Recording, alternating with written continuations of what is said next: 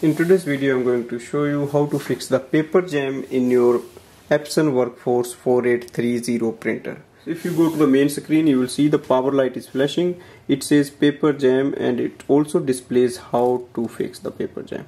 So now move your printer's back side into the front, and in this section we can take the paper jam out. So press it like this and take it out. So you should be able to see any paper stuck here. So you can take it out. So just pull it outside.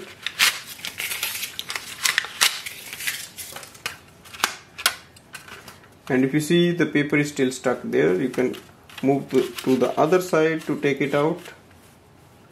So we can just take it out from here. So it's clear. Also take a paper which is stuck here.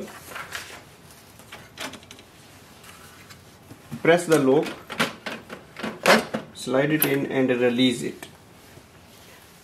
Click OK. So it has recovered from that. Now we can do the normal printing and copy. Thanks for watching.